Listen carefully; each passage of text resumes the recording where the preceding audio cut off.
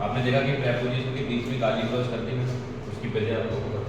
कल क्लास कम से कम 11 बजे तक पढ़ाने दूँगा, तो मैं आए इस हिसाब से मैं लंबी की और रात में कोई काम और होता भी तो रात में, ठीक है।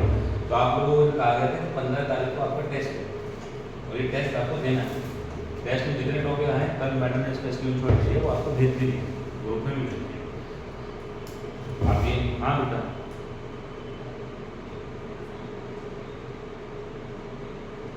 हाँ, तो 16 के बाद देखो पेपर रहे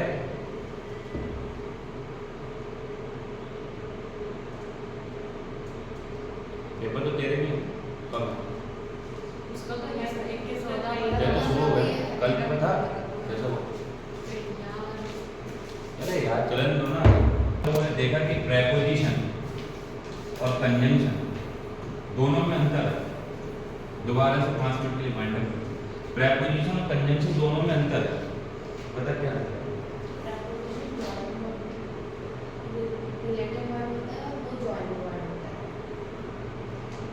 क्या वर्ड है रिलेटिंग वर्ड में ज्वाइनिंग वर्ड? क्या अंतर है? ज्वाइनिंग वर्ड मतलब कंजंक्शन ज्वाइन करता है दो सेम चीजों को और वो किसी भी अलग चीज को रिलेट करके है ना? तो कंजंक्शन अगर दो चीजों को ज्वाइन कर रहा है तो ये जरूरी है कि दो चीजें एक जैसी हो। सब्जेक्ट है तो सब्जेक्ट, वर्ब है तो वर्ब, ऑब्जेक्ट है तो ऑब्जेक्ट, एडजेक्टिव है तो एडजेक्टिव। जबकि जो प्रेपोजिशन है वो किसी भी चीज को रिलेट कर सकता है। मगर आपने देखा प्रेपोजिशन के बाद जो चीज आती है वो हमेशा क्या होता है? नाउन या प्रोनाउन। प्रेपोजिशन के बाद नाउन और प्रोनाउन के अलावा कुछ भी नहीं है, मगर प्रेपोजिशन से पहले कुछ भी आ सकता है। बोलो फिर हमने उसको कुछ एरर्स भी करे। ठीक, आज हम कुछ आगे बढ़ते हैं। बेटा जो कल हमने पढ़ा वो बस बेसिक था, अगर तुमने ना भी पढ़ा तो भी काम किया। मेन चीज़ हम आज ही पढ़ते हैं, हम कौन सी प्रेपोजिशन कल हमने देखी वो आज। और एक दो क्लास मुझे समझने में लगेगी क्योंकि इन चीज़ों का लेवल बिल्कुल अलग है और तेरा हिसाब किताब बिल्कुल अलग है। तो हम वो बैच तेरा पढ़ाया है वो एकदम चलते रहेंगे, थोड़े दिन चलाएंगे ताकि तेरा माहौल ठीक हो। और अभी जब बेसिक से शुरू करेंगे तो फिर बिल्कुल जीरो से उठाएंगे, ABCD से उठाएंगे। हमने कल यही बात कर लेते ट्रांजिटिव और कल यही बात। तो हमने देखा वर्ब दो टाइप के होते हैं, दो टाइप की वर्ब होती है। एक वर्ब होती है बच्चे ट्रांजिटिव वर्ब और एक होती है इंट्रांजिटिव। लक्ष्य होता है, बता मुझे इंट्रांजिटिव वर्ब क्या होती है?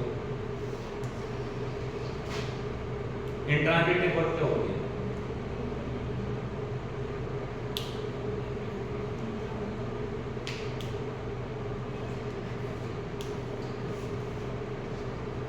एकदम हनीमून पीरियड चल रहा है ना बेटा, खत्म हो गया आज के बाद। कुत्तों वाली पढ़ाई देखिए ना, अभी SSC के साथ हुई, 7 घंटे रो रहे, 35 दिन में एक छुट्टी, 3 दिन तो सोए हैं वो बैच खत्म कर दिया। अब ऐसा ही होगा बेटा तुम्हारे, वो हनीमून पीरियड खत्म हो गया। कभी कैट के ना कुत्ते बन जाओ, बताओ क्या फर्क है दोनों? हनीमून पीरियड खत्म हो गया बेटा, क्या दिन चलता? शादी के बाद 2-3 महीने तक चलता है बच्चे पालने पर। बताओ और सुगंधा, सुगंधा बेटा तुम कल की क्लास में गई थी, बता ट्रांजिटिव और इंट्रांजिटिव वर्ब क्या होते हैं?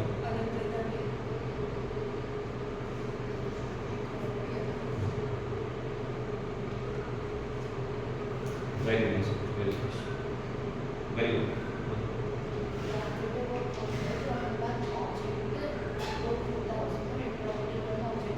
ये तो सीखो। तो ट्रांजिटिव वर्ब वो वर्ब होती है जो अपने बाद अपना, जैसे बेटा तेरा क्लास तुझे दोबारा फिर से पढ़ना क्योंकि तू बीच में ज्वाइन करता है, पूरा टेंस में सब पूरा दोबारा पढ़ना और बाकी तुम रिवीजन में दोबारा पढ़ो पूरा जीरो से। और बल्कि थोड़ा सा पैटर्न बदला है, हर बार मैंने हमेशा ही पैटर्न बदला। इसने पहले टाइम में पढ़ा, इसके नोट्स बिल्कुल मिलते ही नहीं टाइम से, जो इसने टाइम में पढ़ा वो बिल्कुल अलग बनाते हैं इसको। अब अगर मुझसे कोई अगली साल पढ़ेगा तो बिल्कुल अलग पढ़ेगा क्योंकि हर साल मैं तो हर दिन पढ़ता हूँ 1 to 9 और लेवल हर दिन चेंज हुआ। हमने आज तक एक जैसे नोट फॉलो ही नहीं करे, हमें नहीं पता होता हमें कौन सा नोट पढ़ना। डेली तो कंटेंट PYQ से बनता है, PYQ बदलते तो कंटेंट बदलता है। तो हो सकता है कि हम कुछ नया जब रिवाइज करो, आप रिवाइज कर सकते हो, कोई दिक्कत। तो बच्चे हमने देखा ट्रांजिटिव वर्ब वो वर्ब होती है जो अपने बाद अपना ऑब्जेक्ट लेती है, और इंट्रांजिटिव वर्ब वो वर्ब होती है जो अपने बाद एडवर्ब लेती है, एडवर्ब ऑब्जेक्ट नहीं लेती। जैसे यहाँ पे I play cricket, I play cricket,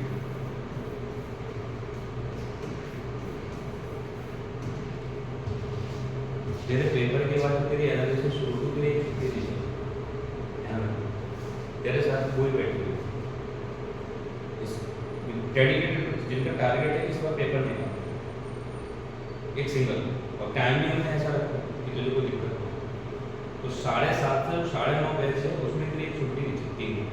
अगर तुझे कहीं जाना है तेरे पास 3 ऑप्शन है, हमने जान को उसको ऑप्शनल रखा ऑल्टरनेटिव कि कोई ये ना कहता एक क्लास मिस करने का सीन नहीं है। अभी जून वाला पेपर है, सारे क्वेश्चन दोबारा देखो, सारे वही क्वेश्चन टाइप करो, उसमें लिखा हुआ कौन से साल में आया, सारे एसएससी के क्वेश्चन बना, क्योंकि पहले से मेरे एक टारगेट था मैं दोबारा करना चाहिए। देखो तो यार देखो, तो हमने देखा आई प्ले क्रिकेट, तो बच्चे आपने देखा ये क्या है ऑब्जेक्ट, ये क्या है वर्ब और ये क्या है सब्जेक्ट। तुझे पता ये तुझे कैसे पता चला ये ऑब्जेक्ट है, ये एडवर्ब नहीं है।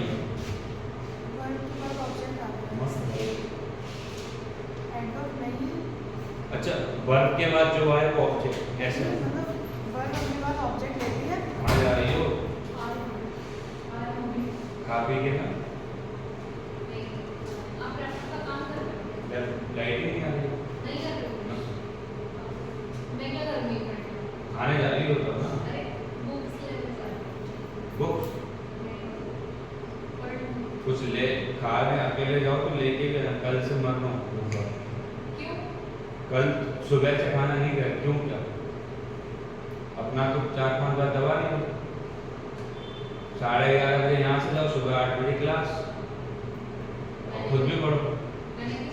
मैं खुद तरस रहा हूँ तो मैं सो जाऊँ, मैं जाऊँगा अपने ट्रेन में सोऊंगा, मैं अपनी नींद पूरी ट्रेन में, ये अपने मस्त बैठ के देखिए आगे से ज्वाइन करो।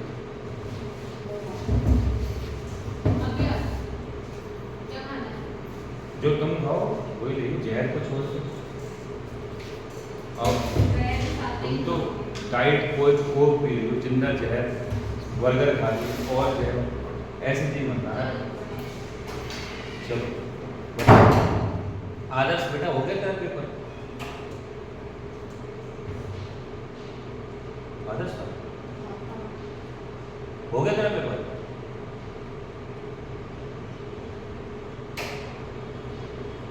कल पोस्टपोन कर दिया, 11 लास्ट है ना तेरा, तो उससे पहले लाइव क्लास लेना पड़ता। आई प्ले क्रिकेट, बता क्रिकेट ऑब्जेक्ट है क्या? तो तेरे दिमाग में ये बात है कि वर्ब के बाद जो चीज आती है क्रिकेट नाउन है, नाउन क्या होता है, या तो ऑब्जेक्ट हो गया सब्जेक्ट होगा, सब्जेक्ट हो नहीं सकता क्योंकि ये वर्ब के बाद आ रहा है, तो ऑब्जेक्ट ही होगा।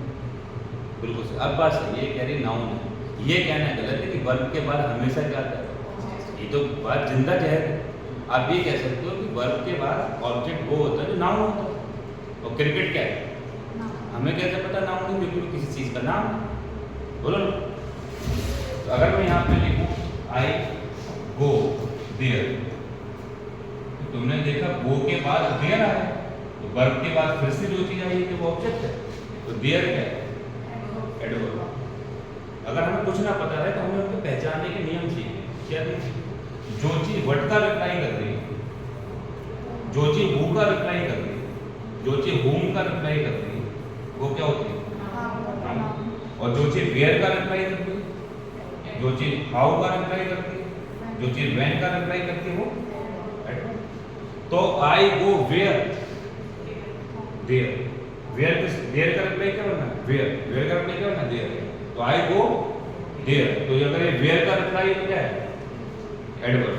आई प्ले व्हाट, व्हाट का रिप्लाई क्या है? ऑब्जेक्ट।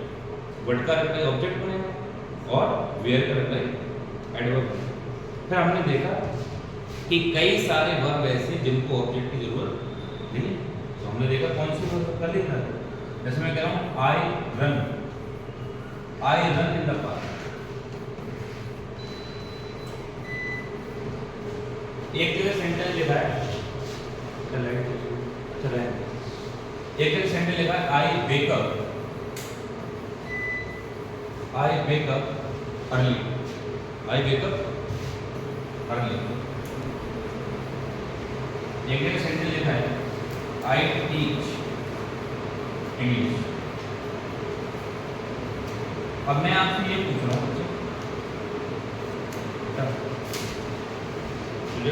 समझ में आ रही चीजें बहुत बढ़िया, नहीं आ रही तो घबराना नहीं। ये जो बैठे हैं बहुत पुराने दर्जन हैं, जिनको एक साल होने आ कहीं और भी टक्कर खाएंगे, तब भी इनका मामला हिला हुआ। अगर इतनी चीजें आसान हो तो हर घर में अधिकारी ना बोला मामला चीजें आसान, इतनी आसान नहीं, कोई इतनी टफ भी नहीं। एक दो क्लास मुझे लगे किसी में ध्यान से समझो। टीच वर्ब है, वेकअप पूरी एक वर्ब है, रन पूरी वर्ब। मेरा क्वेश्चन ये है, इसमें से बता कौन सी वर्ब ट्रांजिटिव और कौन सी इनट्रांजिटिव।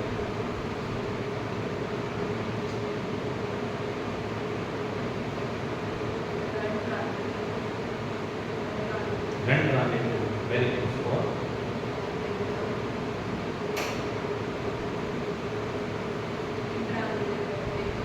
इनट्रांजिटिव और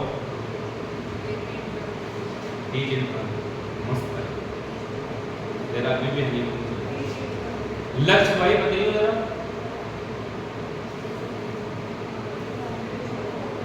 इसमें से बच्चे जहां पे अंडरलाइन करा है इसमें से तीनों वर्ब है, तीनों वर्ब में से कौन से ट्रांजिटिव और कौन से इनट्रांजिटिव।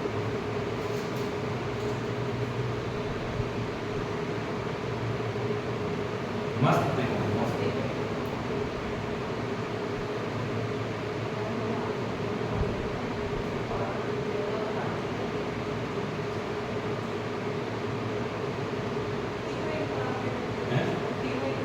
टीच इंट्रांजिटिव, तीनों इंट्रांजिटिव, तीनों इंट्रांजिटिव।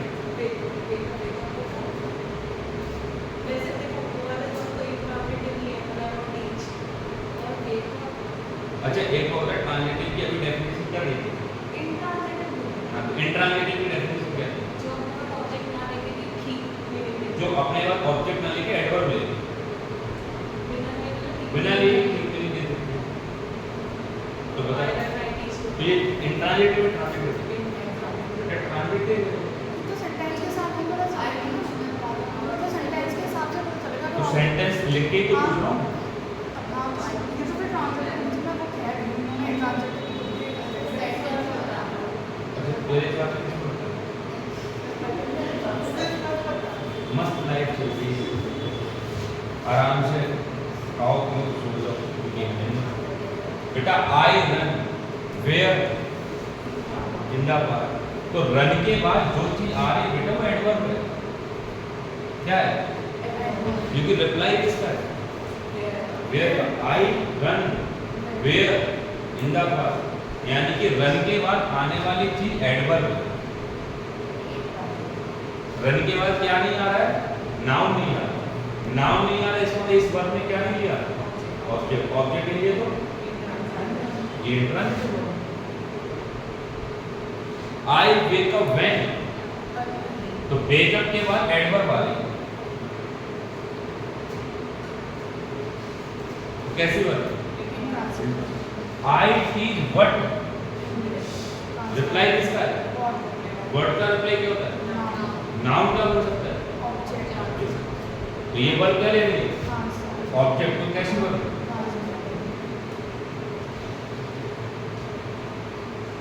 हम कल वाली बात पे आते हैं। हम ये कह रहे थे कि कई सारे लोगों को ये दिक्कत है कि कई बार सर ऐसा होता है कि वर्ब के बाद प्रेपोजिशन आती है और कई बार वर्ब के साथ प्रेपोजिशन नहीं आती।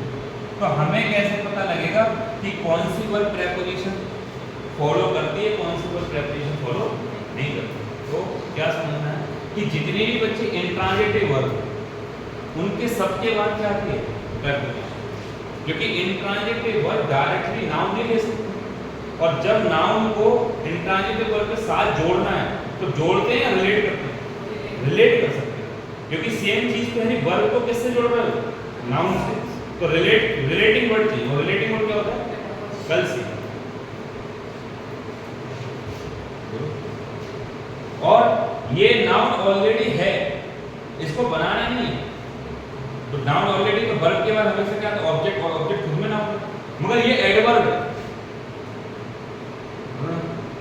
एडवर्ब को किससे रिलेट करना है? रन से। तो किसकी जरूरत पड़ेगी? यानी कि इंट्रांजिटिव वर्ब अपने पास प्रीपोजिशन लेती है, ट्रांजिटिव वर्ब अपने पास प्रीपोजिशन नहीं लेती।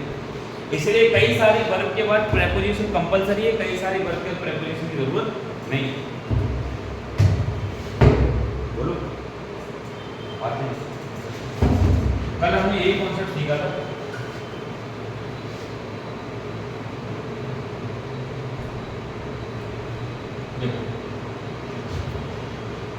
कई सारी वर्ब में जिन्होंने अपने पास प्रीपोजिशन लिए, कई सारी वर्ब में जिन्होंने प्रीपोजिशन नहीं लिए। तो बच्चे ये देखो, आई सॉ, सी सॉ, मी। तो मी अपने आप में क्या बच्चे? प्रोनाउन। और वर्ब के बाद प्रोनाउन जब आए या नाउन आए तो वो अपने आप में ऑब्जेक्ट होता है, ऑब्जेक्ट बनाने की जरूरत नहीं है। तो अगर ऑब्जेक्ट है तो प्रीपोजिशन की जरूरत नहीं। तो सीधे सी के बाद क्या है? ऑब्जेक्ट। इन द पार्क, इसकी बात है नहीं, ये पार्क क्या है? Where park. पार्क यहाँ पे एडवर्ब है, और एडवर्ब को किससे जोड़ना? ऑब्जेक्ट से। तो क्या की जरूरत पड़ेगी?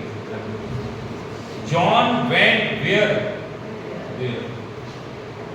आगे John went to school, to school adverb है, क्यों? किसका रिप्लाई करना है? वेयर। तो इस एडवर्ब को इस वर्ब से जोड़ने के लिए किसकी जरूरत पड़ेगी? अगर ये नाउन होता तो ऐसे रिलेट हो जाता, वर्ब के बाद प्रीपोजिशन नहीं आता।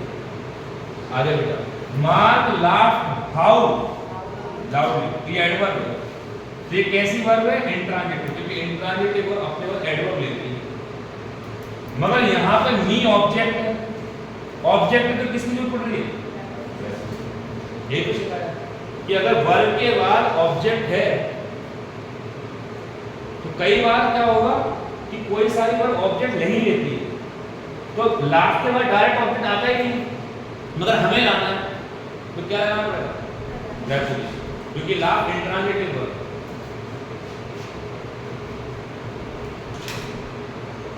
हाँ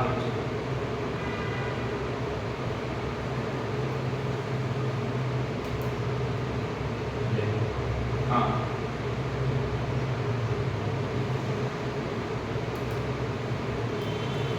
जॉन वेंट वेयर, तो बच्चे वेयर एडवर्ब है, और जो वर्ब अपने बाद एडवर्ब लेती है वो वर्ब इंट्रांजिटिव वर्ब होती है। तो यहाँ पे ये बताने की कोशिश करिए कि वेंट इंट्रांजिटिव वर्ब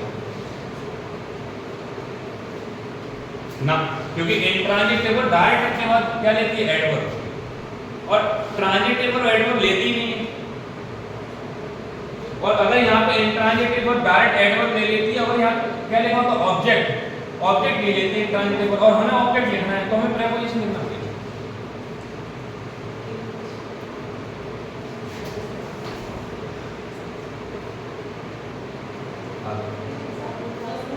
देखो, I met her, met verb है और वर्ब के बाद डायरेक्ट क्या है? Object.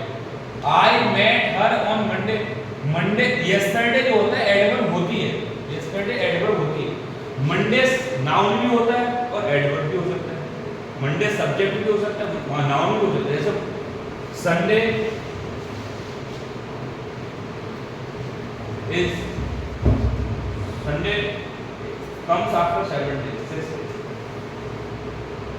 Sunday comes after 6।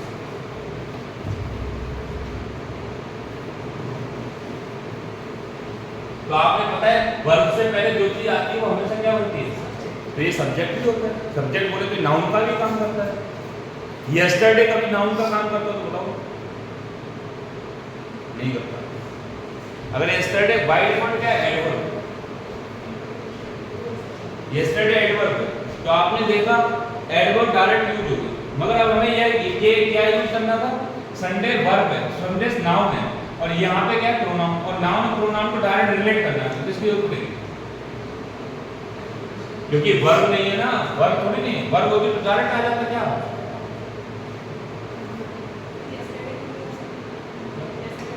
Yesterday adverb होता है, कर नहीं सकता। एडवर्ब मानी गई, एडवर्ब रूल्स में एडवर्ब की तरह यूज नहीं होगा। जैसे तुम कुछ सेंटेंस बताओ, yesterday it was a good day, yesterday sentence गलत। उसकी शुरुआत इट्स से होती है। It was a good day sir. देखो अब प्रेपोजिशन आ जाते हैं, हम उसी पर आ जाते हैं, हमें पढ़ना है ऑन का आएगा, वेयर का, ये तो इसका बेसिक था। तो टाइप्स ऑफ प्रेपोजिशन, बच्चे कई टाइप की प्रेपोजिशन। तो पहले general preposition, these preposition just tell about place, time, reason, contradiction, direction, state, purpose और सब्स्टिट्यूशन। तो कुछ जनरल प्रेपोजिशन है, कुछ कैसी प्रेपोजिशन है, वन वर्ड प्रेपोजिशन जैसे इन, अपॉन, ऑन, ये एक ही वर्ड की। कुछ टू वर्ड प्रेपोजिशन है, इनटू, दो वर्ड से मिलके बनी, इन और टू, दोनों को इकट्ठा करके, अप टू, दो वर्ड से मिलके बनी। इंस्टीड ऑफ, पूरी प्रेपोजिशन है। इन स्पाइट ऑफ, पूरी एक प्रेपोजिशन है। तो कुछ ऐसी प्रेपोजिशन है जो सिंगल वर्ड की है, कुछ ऐसी जो डबल वर्ड की प्रेपोजिशन है। वर्बल प्रेपोजिशन कौन सी है? वर्बल प्रेपोजिशन कौन सी? जो प्रेपोजिशन वर्ब से बनी उनको वर्बल प्रेपोजिशन कहते हैं। ध्यान से सुनो, वर्बल वर्ड कहां से आया है? जैसे मैं कह रहा हूं वॉक, जनरली वॉक एक वर्ब होती है। वॉक एक, जब किसी भी वर्ब पे आईएनजी सफिक्स कर देते हैं वो वर्ब क्या बन जाती है? नाउन। तो वर्ब से बना हुआ नाउन वर्बल नाउन कहते हैं। यानी कि यहां पे मैं लिख रहा हूं walking is a good habit. Walking is a good habit. तो आप देखेंगे बच्चे कि वॉकिंग क्या है? नाउन है, क्योंकि सब्जेक्ट का काम कर रहा है। मगर ये नाउन जनरली नहीं होता है, इसको तो जबरदस्ती बनाया है। किससे बनाया है? तो ये वर्बल नाउन। ऐसी जनरली बच्चे इंक्लूडिंग वर्ब नहीं होती है, इसको जबरदस्ती प्रेपोजिशन बनाया है, होती नहीं। किसने? वर्ब पे क्या सफिक्स करके? देखो ये वर्ब होती है, इंक्लूड वर्ब होती है। इंक्लूड क्या होती है? Verb. Include me in this group, verb है। वर्ब पे क्या सफिक्स कर दिया? प्रेपोजिशन का काम करने लगा। तो वो एक्चुअल में प्रेपोजिशन है। वर्ब से बनी प्रेपोजिशन तो क्या कहलाएगी? Verbal preposition. वर्ब से बना हुआ नाउन वर्बल नाउन, वर्ब से बनी प्रेपोजिशन। यानी कि जनरली इंक्लूडिंग प्रेपोजिशन होती नहीं, मगर समटाइम्स प्रेपोजिशन की तरह यूज होती है, मगर होती नहीं, जबरदस्ती बनाएंगे, इसलिए इसको वर्बल प्रेपोजिशन। आगे देखते हैं सुपरफ्लुअस यूज ऑफ प्रेपोजिशन। कई बार ऐसा होता है कि प्रेपोजिशन के बाद प्रेपोजिशन, मतलब जिसकी जरूरत, सुपरफ्लुअस समझते हो ना, एक प्रेपोजिशन आके इसके ऊपर दूसरी और लगा जिसकी जरूरत नहीं। तो जैसे she went to there on last Sunday, तो टू बच्चे नहीं आता, क्यों? एडवर्ब और वर्ब के बीच में कोई प्रेपोजिशन नहीं आती है। वर्ब के तुरंत बाद डायरेक्ट एडवर्ब यूज हो सकता है। तो वर्ब और एडवर्ब के बीच में वर्ब को एडवर्ब से रिलेट करने के लिए प्रेपोजिशन की जरूरत नहीं पड़ती। वर्ब को नाउन से रिलेट करना हो प्रेपोजिशन की जरूरत पड़ेगी। वर्ब को प्रोनाउन से रिलेट करना हो प्रेपोजिशन की जरूरत पड़ेगी। जैसे अभी हमने देखा ही लाफ्ड एट मी, तो लाफ्ड वर्ब है, मी प्रोनाउन है, दोनों को रिलेट करने के लिए प्रेपोजिशन की जरूरत पड़ रही है। मगर वर्ब और एडवर्ब अगर बैक टू बैक आए तो प्रेपोजिशन की जरूरत नहीं पड़ती, वर्ब के तुरंत बाद एडवर्ब आ सकता है। तो वे देयर क्या है? एडवर्ब। और यहाँ पे टू क्या है? प्रेपोजिशन। और ये क्या है? वर्ब। तो वर्ब के तुरंत बाद क्या आ रही है? एडवर्ब। तो प्रेपोजिशन की जरूरत नहीं, superfluous. Here this sentence to end on are superfluous use of preposition. जैसे लास्ट संडे, तो ऑन लिखने की जरूरत है। जब हमने लिख दिया last Sunday, I went there last Sunday, मैं पिछले संडे वहां गया, उस पर ऑन लिखने की जरूरत। संडे से पहले लास्ट खुद में क्या है? एम्फेसाइज कर रहा है। ये ध्यान से सुनना sentence. I go there every Sunday, every Sunday. बच्चे संडे नाउन है, तेरे दिमाग में ये बच्चे, तेरे दिमाग में होगा नाउन, प्रोनाउन समझ में नहीं आता, बस चीजों से पढ़े। अभी तो तुमने वो वाला नाउन, आप प्लेस, पर्सन, इनको नाउन कहते हैं। यहाँ नाउन 96 पेजेस का, 100 पेजेस में नाउन पढ़ा है, तो बहुत जमीन आसमान वो हम पढ़ेंगे। और वहाँ पे 3 लाइनें में नाउन पढ़ाया, चीज़ें बहुत खतरनाक है। तो अभी तुझे 1-2 दिन की क्लास में ऐसा फील हो सकता है नाउन क्या है, प्रोनाउन क्या है, ऐसा लग रहा होगा कि यूनानी भाषा बोली जा रही है, कोई समझ नहीं।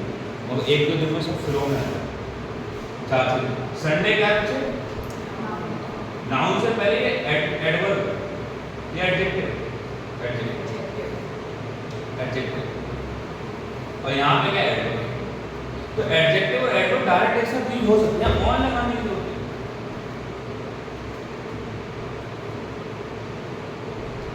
आई गो देयर एवरी संडे। अब ध्यान से सुनना, अगर मैं सेंटेंस में से एवरी हटा, आई गो देयर ऑन मंडे, अब ऑन चाहिए क्योंकि मंडे क्या है? नाउन, और ये क्या एडवर्ब, और नाउन को एडवर्ब से जोड़ने के लिए प्रेपोजिशन लगाते हैं। आपने पढ़ा था प्रेपोजिशन के बाद हमेशा नाउन या प्रोनाउन आ सकता है। यहाँ पे एडजेक्टिव था, इसमें क्या है? मैनेजेबल कंडीशन थी। डायरेक्ट नाउन नहीं आ सकता, किसके बाद? एडवर्ब आ गया। तो यहाँ पे ये सुपरफ्लूज होता है, तो यहाँ पे टू भी सुपरफ्लूज होगा, ऑन भी सुपरफ्लूज है, इसकी जरूरत नहीं जबरदस्ती यूज करें। तीसरी प्रेपोजिशन के अंदर तो हमने पहली प्रेपोजिशन पढ़ी, सुपरफ्लूज पढ़ा, उधर पढ़ा वर्बल प्रेपोजिशन, एक सिंगल वर्ड की और डबल वर्ड की प्रेपोजिशन, इधर पढ़ा ना फिक्स्ड प्रेपोजिशन। फिक्स्ड प्रेपोजिशन क्या होती है? Some prepositions have been fixed with noun और एडजेक्टिव। कुछ प्रेपोजिशन नाउन और एडजेक्टिव और वर्ब के साथ फिक्स कर दी जाती है, वो फिक्स्ड प्रेपोजिशन बोलते हैं। कैसी फिक्स्ड प्रेपोजिशन है समझते हैं। जैसे he is confident of her success, तो कॉन्फिडेंट के साथ ऑफ फिक्स होता है।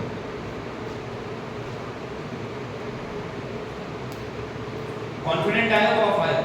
आई एम कॉन्फिडेंट ऑफ यू, मुझे तेरे पे विश्वास है। तो कॉन्फिडेंट एडजेक्टिव और एडजेक्टिव के बाद फिक्स है क्या? ऑफ। इसको कहते हैं फिक्स्ड प्रेपोजिशन। कुछ वर्ड के साथ प्रेपोजिशन फिक्स की।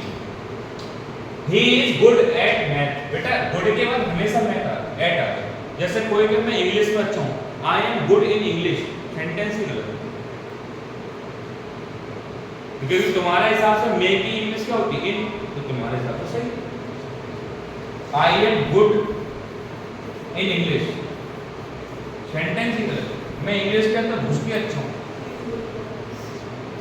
इंग्लिश कोई तालाब थोड़ी नहीं है ना कमरा है, मैं इंग्लिश के अंदर अच्छा। तो क्या सेंटेंस आएगा?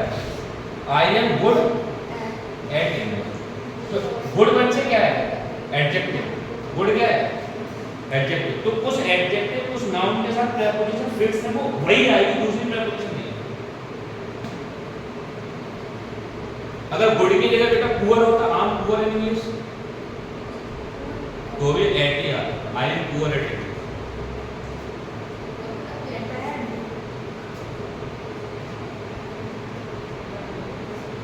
नहीं आ सकता, अबाउट आ सकता, I am confident about you, मगर एक प्रेपोजिशन ऑफ ही फिक्स है, मगर जब अबाउट आएगा तो मीनिंग बदल जाएगा।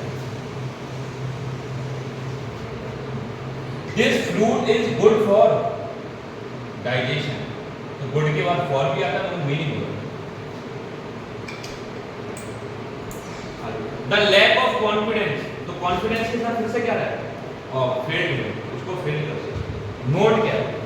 Different preposition can be used with the same word for different meanings. इसका मतलब गुड के साथ एट भी ठीक है, गुड के साथ फॉर भी ठीक है, बट मीनिंग बदल जाएगा।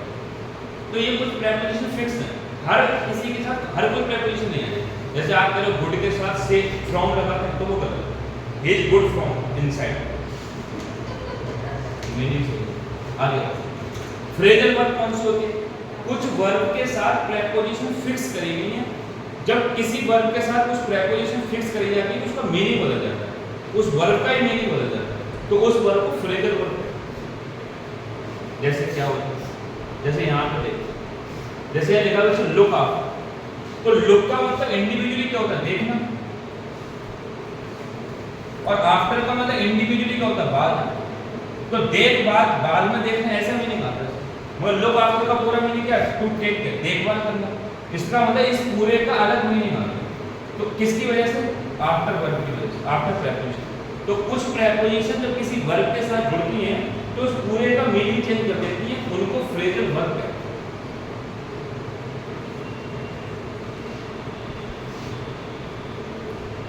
जनरल प्रेपोजिशन, अब हमारी जनरल प्रेपोजिशन है, तो जनरल प्रेपोजिशन कौन सी? Preposition of place. देखो बच्चे फिर से अब इसमें क्या है? प्रेपोजिशन ऑफ प्लेस, प्रेपोजिशन के टाइप पढ़ना है, प्रेपोजिशन ऑफ प्लेस, मतलब प्रेपोजिशन के पास प्लेस आ सकता है, मगर किस प्लेस पे कौन सी प्रेपोजिशन सही है। फिर आएगा प्रेपोजिशन ऑफ टाइम, मतलब प्रेपोजिशन के बाद हम टाइम भी लगा सकते हैं, मगर कौन से टाइम के लिए कौन सी प्रेपोजिशन लगाएंगे। प्रेपोजिशन ऑफ मैनर, कौन से, जब मैनर बोले तो तरीके, बिहेवियर, तो बिहेवियर के बाद भी प्रेपोजिशन के बाद बिहेवियर भी आता है, मगर किस बिहेवियर के लिए कौन सी प्रेपोजिशन लगाएंगे, अब हम वो सीख रहे हैं। तो पहली कौन सी प्रेपोजिशन सीख रहे हैं, प्रेपोजिशन ऑफ प्लेस, प्रेपोजिशन के बाद प्लेस आता है, मगर किस प्लेस के लिए कौन सी प्रेपोजिशन सुटेबल है वो सीख रहे हैं।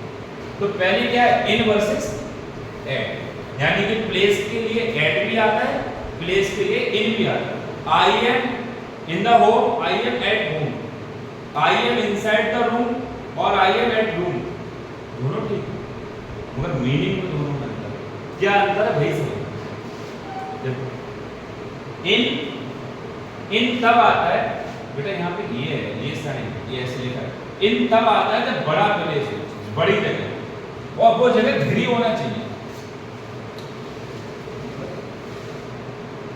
जरूरी नहीं है वो जगह कमरे से, दीवारों से घिरी हो, वो सर्कल से भी घिरी हो सकती है। जैसे सीता माता घिरी हुई inside the road, inside the line या in the line, he is standing in the circle. अब जरूरी नहीं है कि सर्कल कैसा हो, ईंटों से बनाया गया, आप एक लाइन के लिए अंदर थे, तो यानी कि इन केवल किस चीज के लिए आता है, एक पहली चीज तो बड़ा प्लेस, और दूसरी चीज वो प्लेस क्या होना चाहिए, सराउंडेड होना चाहिए और इन सर्कल होना चाहिए। इन सर्कल क्यों लिखा है, क्योंकि हर बार सराउंड का मतलब ये नहीं कि दीवारों से घिरा हो ना, कवर होना चाहिए। एट कब आता है बच्चे, स्मॉल प्लेस के लिए, एट स्मॉल प्लेस के लिए। स्पेसिफिक कोई लोकेशन है, स्पेसिफिक लोकेशन, जैसे आई एम स्टैंडिंग एट चाट बाजार, स्पेसिफिक लोकेशन है। I am standing in Bareilly या एट बरेली, इन बरेली, यानी एट बरेली, बरेली बेटा ये थोड़ी नहीं है, मैंने इन बोला बरेली है, पूरी है, बरेली कोई स्पेसिफिक पॉइंट थोड़ी नहीं है। इन बोला था मैंने, तो क्या है इन बरेली, तो कह रहे कोई स्पेसिफिक लोकेशन बताना हो आपको, कोई स्मॉल प्लेस है, कोई पिन पॉइंट करना हो, पिन पॉइंट कौन स्पेसिफिक लोकेशन जो होता है ना, तो वहां पे क्या रहेगा बेटा, ये फिलर्स बनना है, या तो इनमें इन आएगा या एट, बताओ क्या।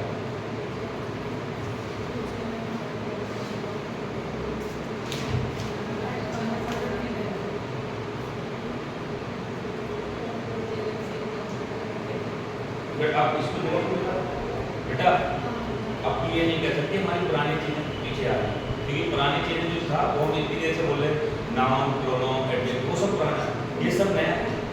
अब सबके लिए इन एट सबके लिए कॉमन है, फिर क्योंकि हम तो कभी सीखेंगे जो हमारे से कहेंगे।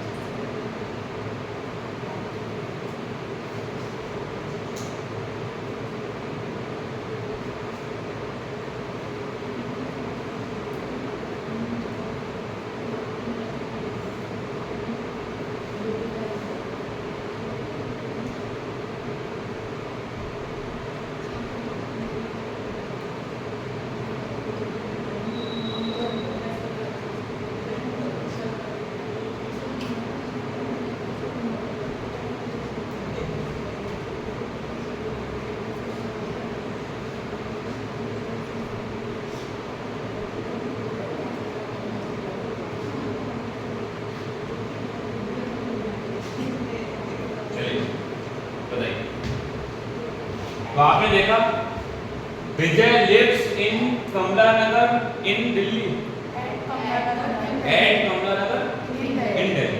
क्यों आया? क्योंकि at Kamla Nagar at specific point है और दिल्ली एक बड़ा सराउंडेड एरिया, छोटी जगह पॉइंट है, पॉइंट। मैं दिल्ली में कमला नगर में खड़ा हूँ या कमला नगर में दिल्ली पे खड़ा हूँ,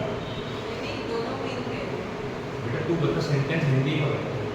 मैं दिल्ली में कमला नगर में रहता हूँ या मैं कमला नगर पे दिल्ली में रहता हूँ?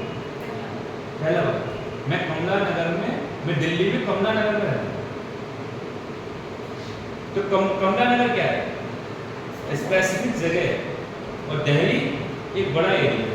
अब हमने पीछे देखा था, पीछे हमने देखा था कि बड़ा प्लेस है। अब तो कहेगी दिल्ली सराउंडेड है तो बड़ा प्लेस सराउंडेड है, मगर वहां छोटा प्लेस क्या स्पेसिफिक।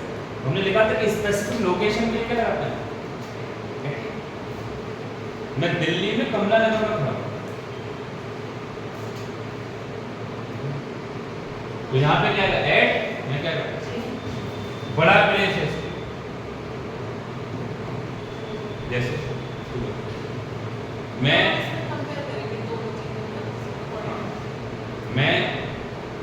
बरेली में राजेंद्र नगर में रहता हूं, क्या है? इन बरेली। तो I live at Rajendra Nagar in Bareilly. आगे Saloni is putting up in Delhi at Mukherjee Nagar. Putting up का मतलब शिफ्ट होना, शिफ्ट होना। तो देख मुखर्जी नगर छोटा इलाका है, एट आया और दिल्ली बड़ा है। आगे Ashok hosted the flare at Lal Chowk in Kashmir. तो कश्मीर में लाल चौक क्या है? स्पेसिफिक जगह है लाल चौक। जैसे तुम लोग तुम्हारा झुमका चल रहा है, इनका लाल चौक सबसे संगीन एरिया है, जहाँ सबसे ज्यादा धार्मिक भक्ति होते हैं। आगे let us have dinner at Haldiram's at CP in Delhi. सही है? या इन हल्दीराम एट सीपी।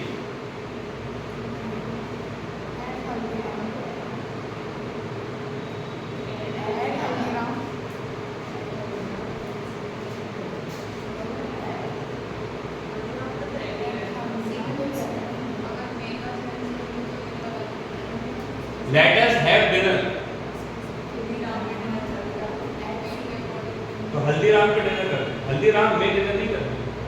लोग कहते नहीं चलो आज स्टेशन पे डिनर करते, या चलो आज रेडिसन पे डिनर करते, या रेडिसन में।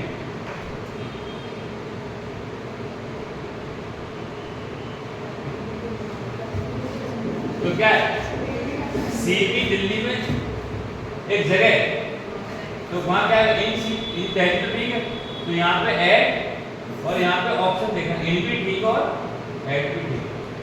डिपेंड करता है, डिपेंड ये करता है कि अगर आप इनसाइड सर्किल के अंदर खाना खाने की कोशिश करते, दिल्ली हल्दीराम के अंदर पूरा सराउंडेड एरिया, तो क्या है? इन प्रायोरिटी इसको लिखा एट। आगे open your book at page number 10। तो पेज नंबर 10 स्पेसिफिक है, बोलो ना स्पेसिफिक है तो क्या है? At. Deepak is standing at the door, at the door. On the door का मतलब समझ क्या होगा? दरवाजा तोड़ के दरवाजा नीचे रख के फिर खड़ा रहना।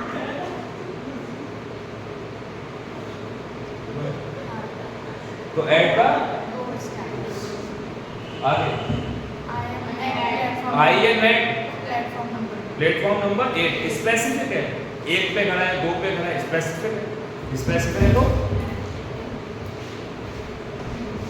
आगे नोट में क्या होस्ट के मीनिंग बताएगा।